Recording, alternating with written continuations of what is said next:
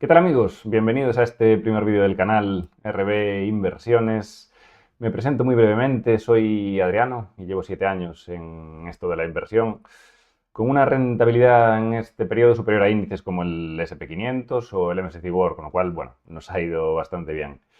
Obviamente, rentabilidades pasadas no garantizan rentabilidades futuras, pero bueno, de entrada la base es buena, ¿no? Bien, en este canal, brevemente, hablaremos de todo tipo de cosas relacionadas con la inversión, de todo tipo de productos que se pueden utilizar para invertir, ¿no? Tales como fondos, ETFs, fondos indexados, acciones o incluso también temas de renta fija, ¿no? Tanto a nivel fondo como en bonos, que son, bueno, el equivalente en renta fija a las acciones de renta variable, ¿no? Bien, antes de nada, un disclaimer. En este canal, bueno, no se dan recomendaciones de inversión, ¿no? Es un canal principalmente educativo y en el que hablaremos de opinión. Llegaremos a hablar de acciones en las que yo, bueno, pues pueda opinar si yo creo que están en precio, creo que no están en precio, pero bueno, cada uno debe analizar con el contenido que se ve aquí, más búsquedas en otros lugares, Google o en otros vídeos, foros y demás, ¿no? Y en base a eso, cada uno puede tomar sus decisiones de inversión. Pero en ningún momento estos son recomendaciones de inversión. Bien, comenzamos ya con el vídeo de hoy que vamos a hablar de los conceptos fundamentales a tener en cuenta en la inversión. Tanto para esta gente, que es los que queréis empezar a invertir ahora, ¿no? Como los que ya lleváis tiempo invirtiendo. Es para ambos perfiles es bastante válido porque, bueno, tanto para los que vais a empezar, pues oye, conceptos que hay que saber sí o sí antes de meterse en este mundo, ¿no? Como para la gente que ya lleva años invirtiendo, que bueno, son conceptos que no viene mal recordar, incluso podéis aprender alguno nuevo o algún enfoque o punto de vista que veamos diferente, ¿no?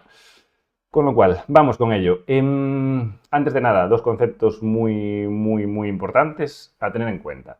El primero es el fondo de emergencia, ¿no? Y es ese dinero que hay que destinar, pues, como dice la propia palabra, ¿no? Pues para posibles emergencias que puedan surgir en la vida de cada uno, ¿no?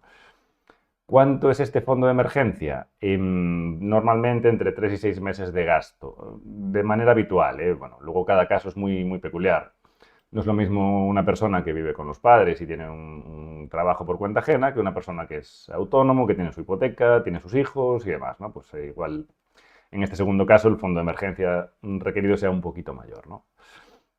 Una vez tenemos este fondo de emergencia, que no lo tenemos en una cuenta bancaria devaluándose y perdiendo valor, sino que se puede dejar, por ejemplo, en un fondo monetario que nos pagan, como el Grupama, por ejemplo, ¿no? Que nos pagan el tipo de interés actual en torno al 2,3, 2,4 está pagando hoy en día, libre de riesgo, con lo cual, bueno, lo tenemos ahí por si hiciera falta, ¿no?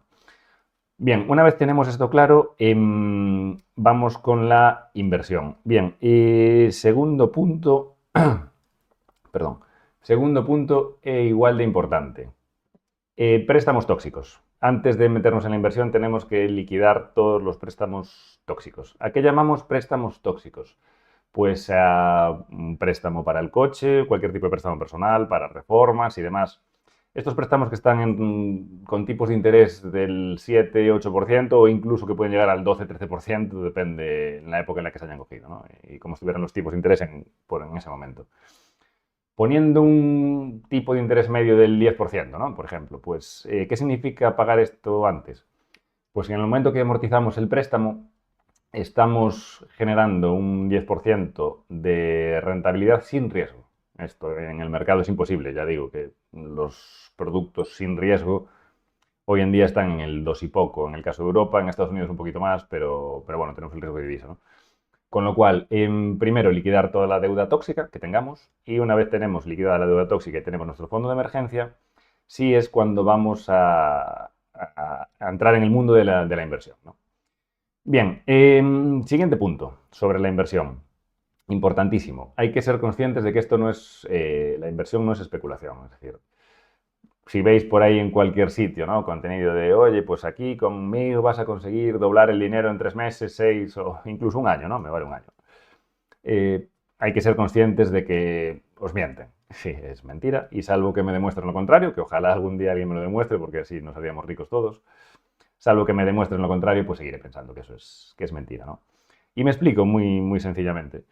Si nosotros cogemos una inversión de 20.000 euros, a día de hoy no hablo de 1 millón, hablamos de 20.000 euros, y podemos doblar al año, sin aportar nada más, sin hacer ningún tipo de aportación mensual a mayores en el resto de nuestra vida. Solo con esos 20.000 euros, doblando al año en 25 años, creo que es, tendríamos el mismo dinero que Elon Musk, ¿vale? Que el hombre más rico del mundo. En 25 años. Obviamente en 26 tendríamos el doble, en 27 tendríamos 4 veces más que él y pues en 30 años tendríamos 32 veces más que dinero que Elon Musk. Con lo cual saldríamos en todas las listas Forbes, en libros de historia y demás, ¿no? Con lo cual hay que ser conscientes de que esas promesas pues, son humo, ¿no? Con la inversión, ¿qué se puede esperar? Pues retornos de en torno al 8% basado en datos históricos, ¿no? Pues por ejemplo, del índice del SP500, históricamente ha rendido un 8%. Vale, este interés del 8% gana mucha fuerza con el plazo temporal, ¿no? Que hablaremos luego más en detalle de este concepto del interés compuesto.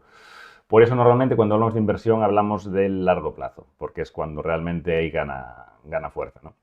Al final, como digo yo siempre, cuesta lo mismo pasar de 1.000 a 2.000 que de 1.000.000 a 2 millones, ¿no? Es un por dos. Si de 1.000 a 2.000 nos lleva 7 años, pues de 1.000.000 a 2 millones nos debería llevar en mismas circunstancias 7 años. Incluso si compramos acciones o activos así de ese estilo, pues seguramente nos cueste menos pasar de 1.000.000 a 2 millones, porque bueno, lo que viene siendo el peso de las comisiones en la inversión seguramente sea menor, ¿no? Con 1.000.000. Pero bueno, más o menos, ¿no? De ahí la fuerza del interés compuesto que explicaré, como digo, más adelante.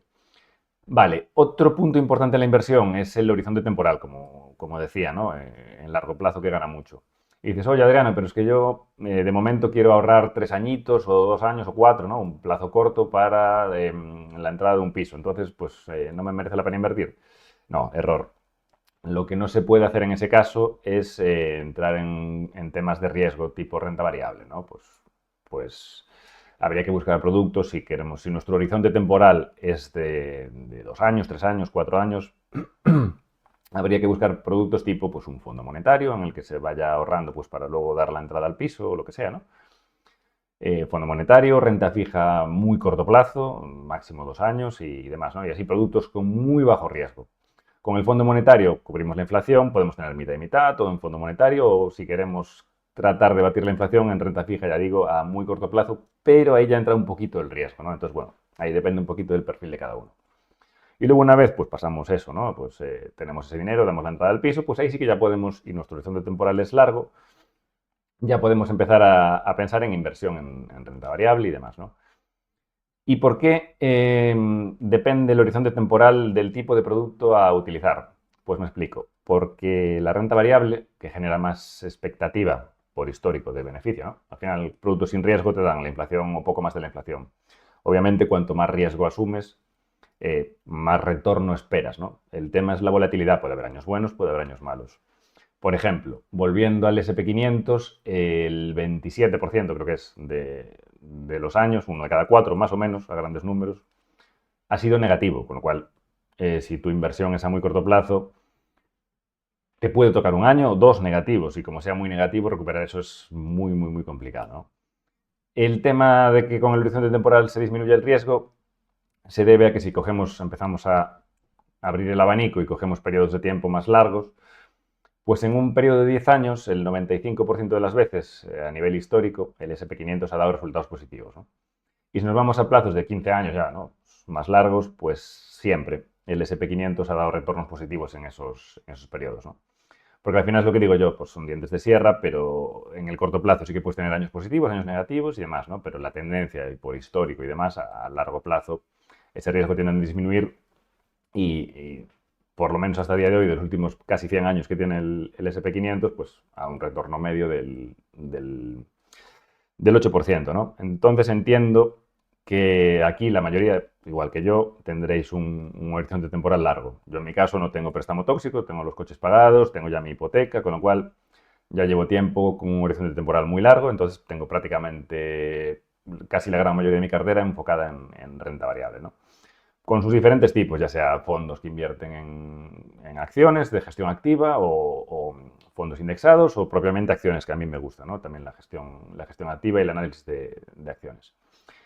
Dicho esto, Dado que el horizonte temporal es a largo plazo, lo fundamental en la inversión es tener paciencia. No se trata de estar revisando nuestra cartera, nuestras acciones, nuestros fondos, 7 veces al día, si suben, si bajan, o si de hoy para mañana suben, o de hoy para mañana bajan.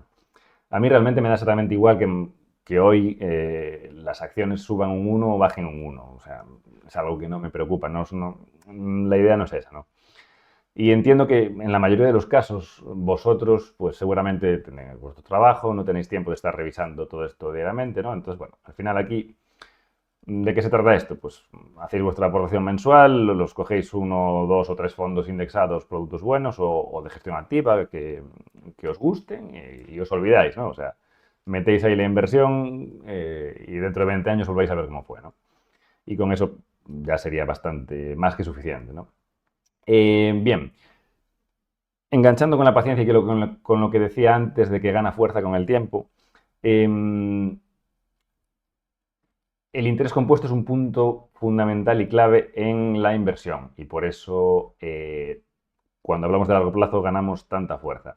Es decir, el interés compuesto consiste en, la mayoría supongo que ya sabéis lo que es, pero bueno, un breve recordatorio, ¿no?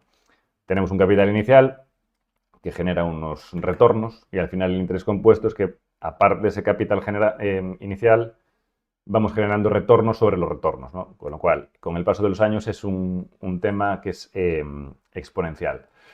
Os voy a poner un ejemplo brevemente que tengo aquí en internet, os comparto ahora la pantalla. Podéis buscar en Google vosotros, si queréis, calculador de interés compuesto y salen pues unas cuantas, ¿no? He cogido un ejemplo con 20.000 euros de capital inicial, a 10, 20, 30 y 40 años vamos a hacerlo, ¿no? Con una tasa estimada del 8% por ser el histórico basado en la estadística pues del SP500, ¿no? Pues esos 20.000 euros pasados 10 años conseguimos que sean 43.000, pasados 20 años tenemos ya 93.000, pasados 30 años tenemos 201.000 y pasados 40 años serían 434.000. Como veis aquí en esta gráfica es lo que decía yo, ¿no? Es exponencial y si seguimos más para adelante con 50, 60 y tal, sigue siendo cada vez más vertical, ¿no? Por la fuerza del interés compuesto. Si os fijáis, del año 0 al año 10 pasamos de 20 a 43, que es 23.000 euros, es un poquito más de doblar, que está muy bien. Pero del año 30 pasamos de 200.000 a 434, que sigue siendo el mismo, un poquito más que doblar, pero en euros supone muchísimo, ¿no? ¿Qué pasa? Y lo que yo recomiendo siempre, que es muy importante también para ganar fuerza aquí, si hacemos aportaciones mensuales, pongamos 300 euros al mes, ¿no? Lo voy a mostrar para enseñar la importancia que tiene en el mundo de la inversión no solo tener un capital y olvidarse, sino que lo que yo creo que es lo óptimo para la mayoría de casos es, oye, pues yo puedo ahorrar 100 euros al mes, yo puedo ahorrar 300 euros al mes, yo puedo ahorrar 500, cada uno con lo que pueda, ¿no? Pues aportarlo periódicamente, de manera mensual, por ejemplo, a nuestros fondos o a nuestras acciones o a lo que tengamos, ¿no? Vale, en 10 años sin aportar nada teníamos los 43.000 euros que comentábamos, pero si metemos 300 euros al mes, pues nos vamos a 95.000. Y en 40 años, ahora tengo un Excel así resumido todo, ¿eh? Si le metemos 20.000 euros, pero estuvimos aportando 300 euros al mes durante estos 40 años, en vez de tener 434.000 euros, tenemos casi 1,4 millones. Hablamos de casi 1 millón de diferencia, ¿no? Lo que decía, todo esto lo tenemos aquí reflejado en este Excel, ¿no? Con la tasa del 8% a los diferentes plazos sin aportaciones mensuales y con aportaciones de 300 euros al mes, para este ejemplo, mensuales. Insisto, tenéis las calculadoras en Google, ponéis calculadora de interés compuesto y tenéis un montón de ellas. Yo cogí esta por coger una cualquiera y vale perfectamente, ¿no?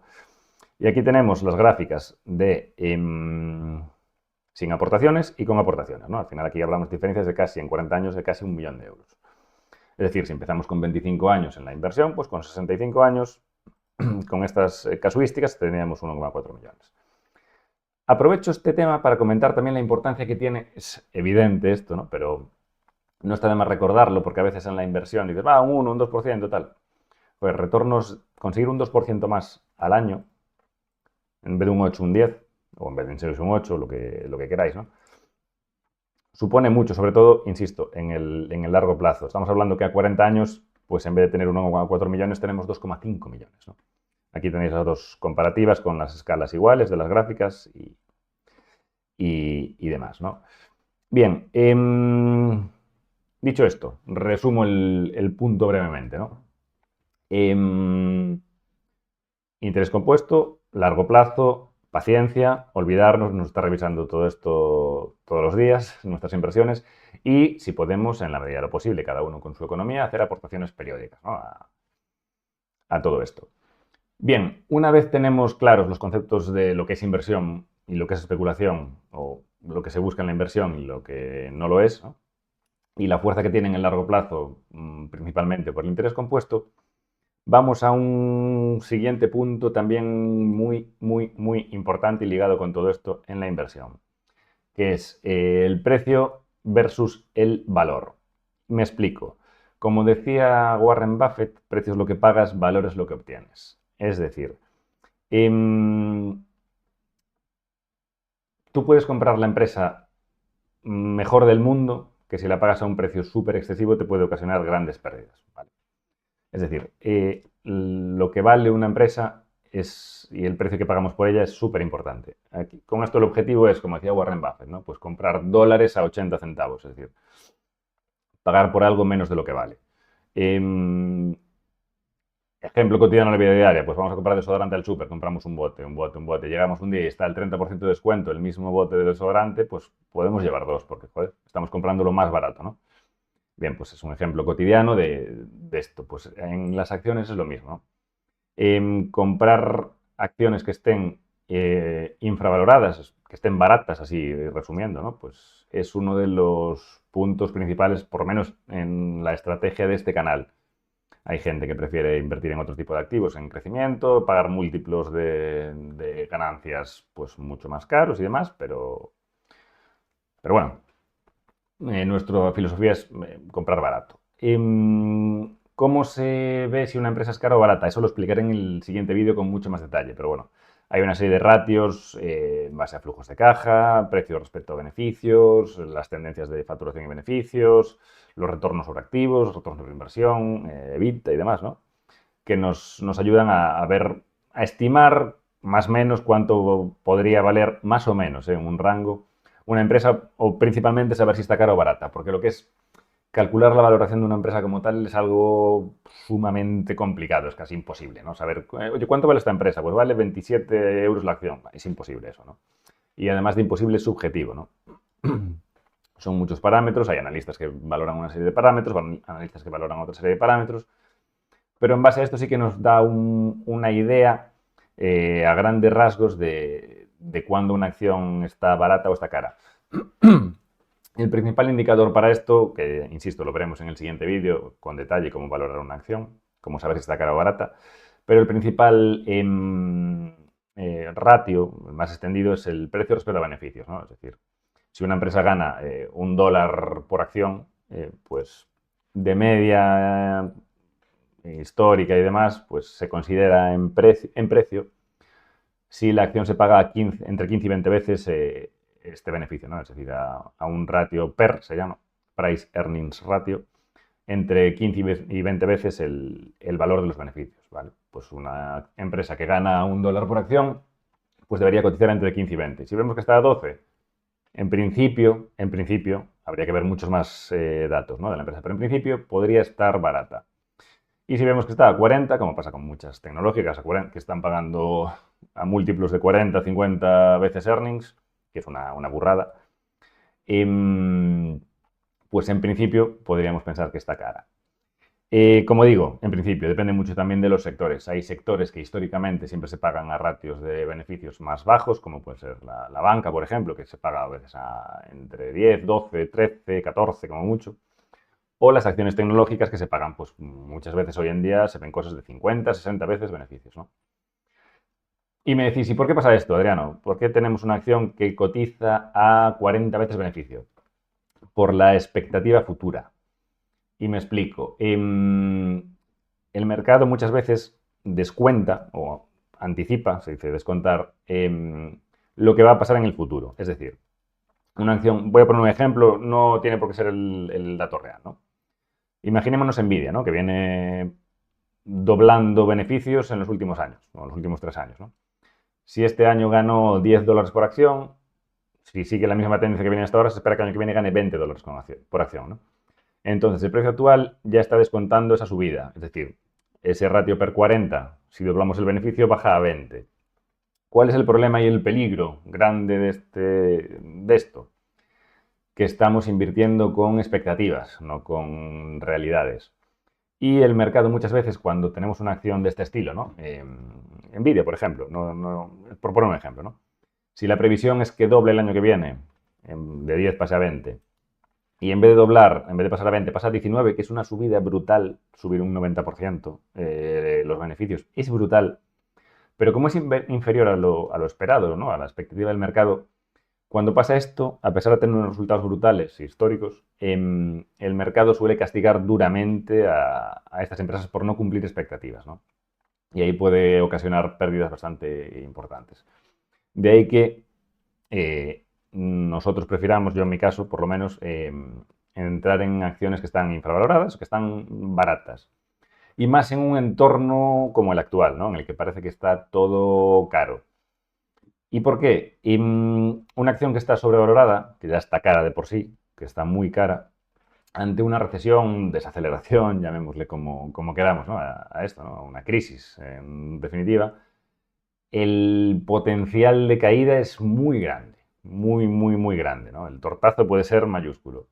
En cambio, cuando tenemos acciones que ya están baratas como tal, el recorrido hacia abajo es mucho menor. Que no digo que no pase, pero siempre si una acción ya está barata en sí, tiene mucho menos recorrido para bajar que una acción que está pues sobrevalorada, ¿no? Digamos.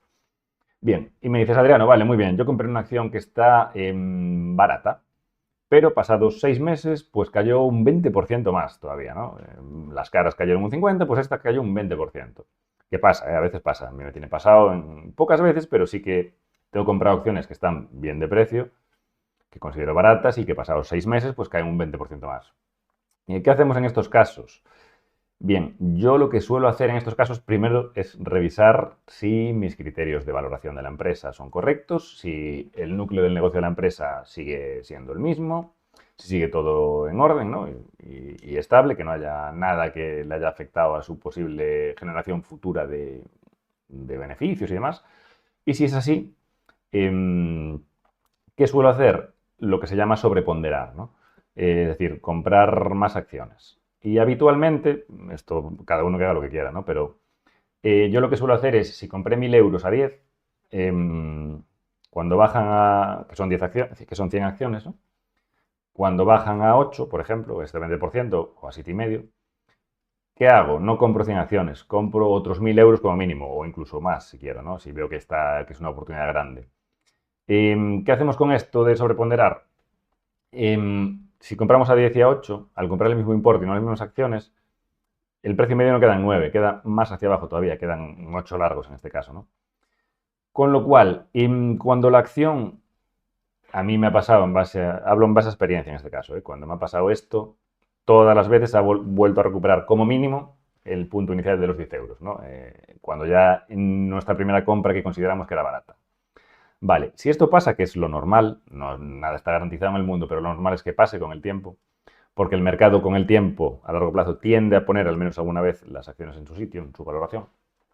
¿Qué pasa en este caso? Que cuando volvemos a los 10 euros iniciales en los que habíamos comprado la acción, al haber sobreponderado un 20% más barato, en ese momento estamos ya en un más 12,5% de beneficio.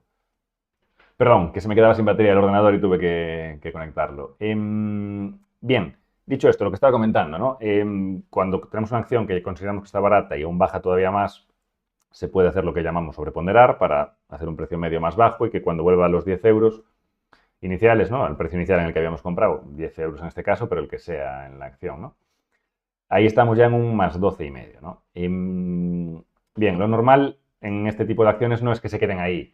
Habitualmente el mercado tiende en el largo plazo, aunque sea temporalmente, pero en el largo plazo tiende a llevar las acciones a su lugar. Las acciones que están súper caras tienden a ir a su precio, salvo que sigan creciendo infinitamente. Y las acciones que están baratas, si el negocio es bueno y demás, pues tienden también a subir a su precio teórico, ¿no? Que deberían tener.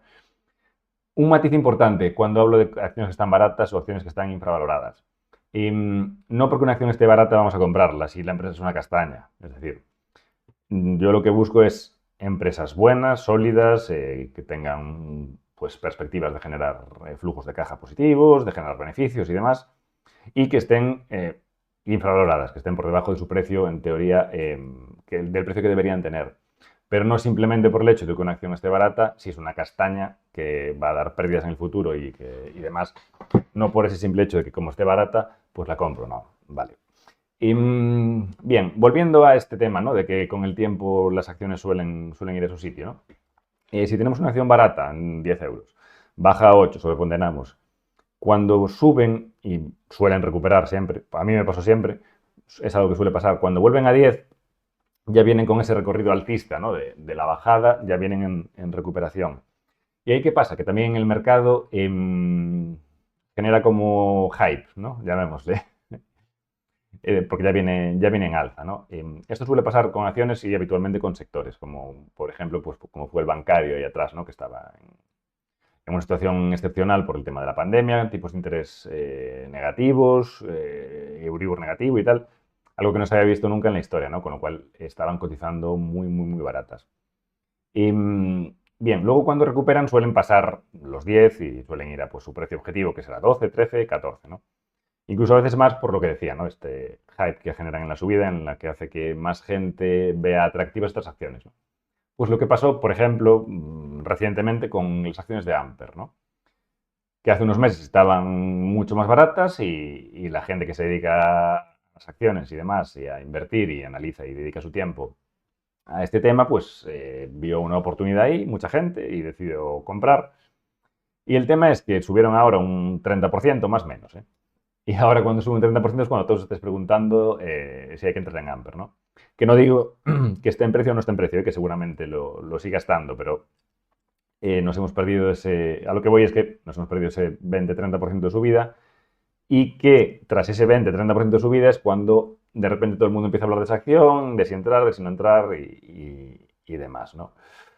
Con lo cual, cuando las acciones van en tendencia, pues en tendencia alcista, pues generan más atracción en el mercado, ¿no?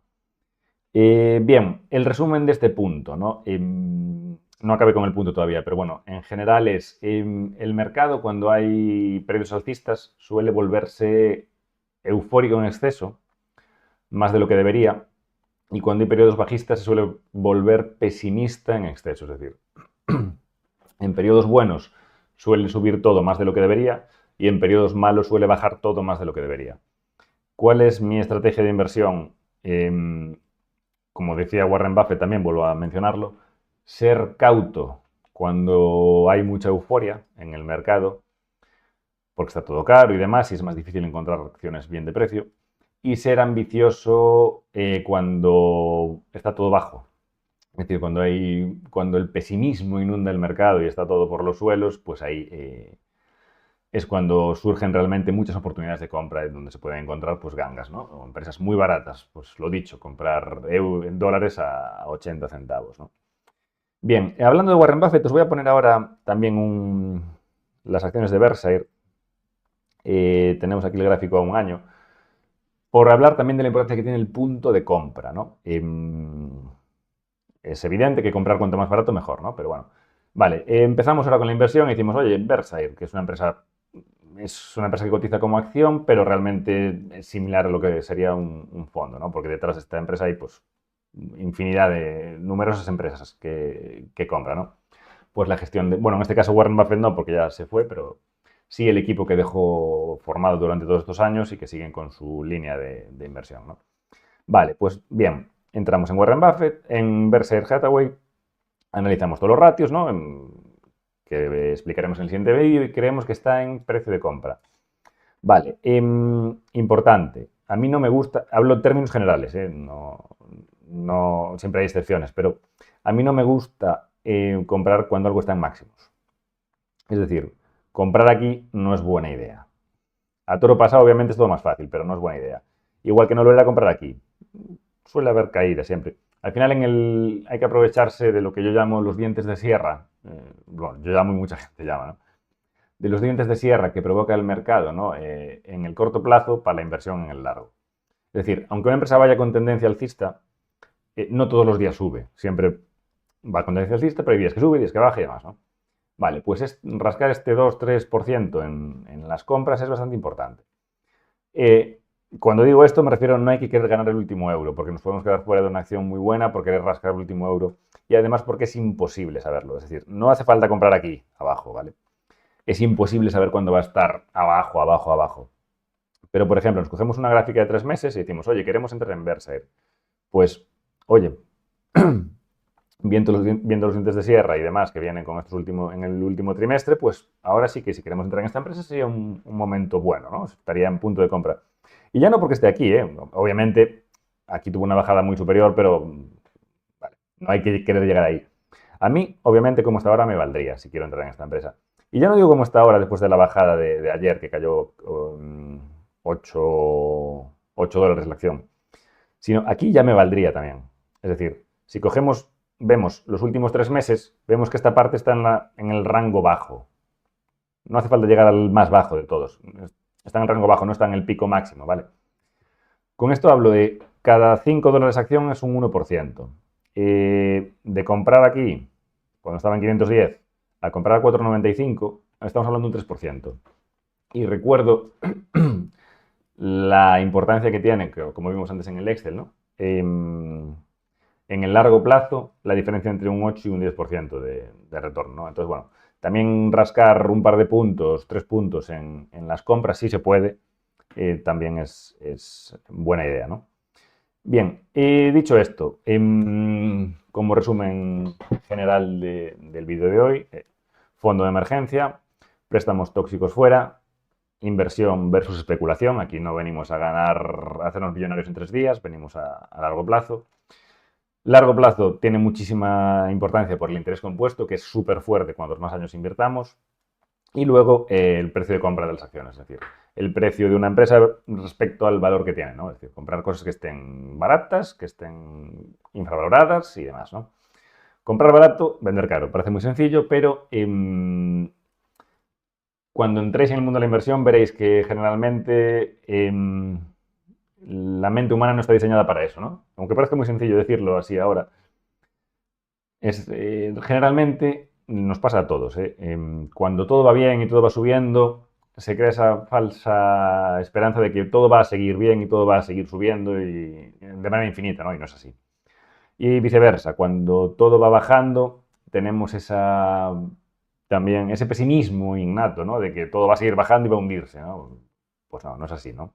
Al final hay ciclos económicos, hay que aprovechar los malos para comprar más y los buenos para ser más prudente, ¿no? O para tener un porcentaje un poquito de la cartera en estos periodos en los que está todo caro, tener un porcentaje de la cartera en cosas pues un poquito más tipo renta fija y demás, que, bueno, que sobre todo se comportan bien si vienen periodos bajistas.